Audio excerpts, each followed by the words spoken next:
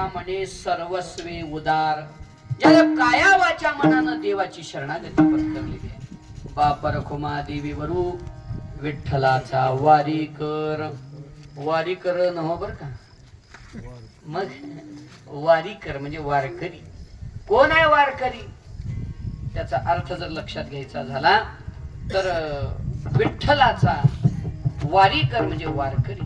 कोण आहे विठ्ठलाचा वारकरी, ज्यानं काया वाचा मनानं देवाचं दास्यत्व. काया वाचा म्हणे झाला विष्णुदास, काम क्रोध त्यास बाधी चिना. हा जो खूप आहेत प्रमाण त्याच्यासाठी. असा वारकरी व्हायचा, नुसता दिखाव्याचा बी वारकरी नाही. आणि आम्ही दिखाव्याचे वारकरी नाही म्हणून उग नुसता मधला मधला बी वारकरी नाही. वारकऱ्याला लक्षण दोन्हीकडे लागलं पाहिजे. तुम्ही कितीही मोठे असाल, कल्पना करा, कितीही मोठे असाल, आणि जर वकील असाल, वकील, तर कोर्टात गेल्यावर किती बी मोठे असलो तर कोट घालावं लागते का नाही? हा बोला की जरा.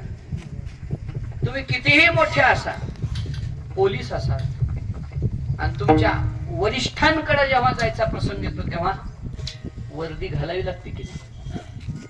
घालावी लागते. कितीही मोठे डॉक्टर असाल, पण तुम्हाला टेथोस्कोप ठेवावा लागतो का नाही?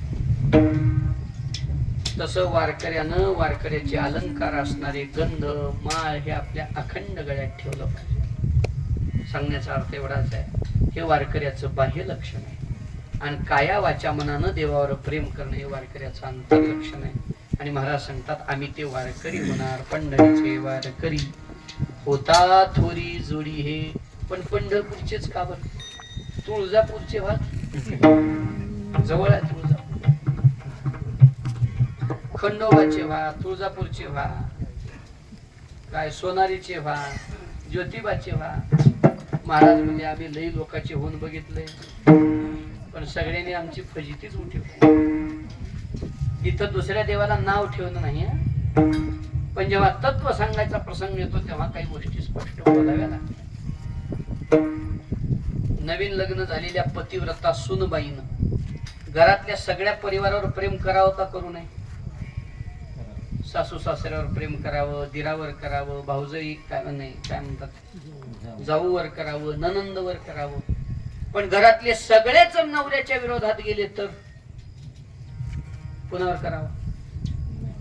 मग मात्र नवऱ्यावर करावं. किंवा एखाद्या पतिव्रतेला जर ऑप्शन दिलं माहेर का सासर, तर तिनं कुणावर प्रेम करावं? सासरवर. पण तिला जर ऑप्शन दिलं सासर मधले अन्य व्यक्ती का पती, मग पतीवर प्रेम करा. तसं सगळ्या देवावर तर आमचं प्रेम आहेच, याबद्दल संशय नाही. पण जर तुम्ही विचारायलाच बसलो तुम्ही देवीचे उपासक का विठ्ठलाचे, मग मात्र आम्ही विठ्ठलाचेच उपासक आहोत हे मात्र नक्की. कारण आमचा नवराच तो आहे की नाही? तो वल्लभा मी कांतो ऐसा पडी.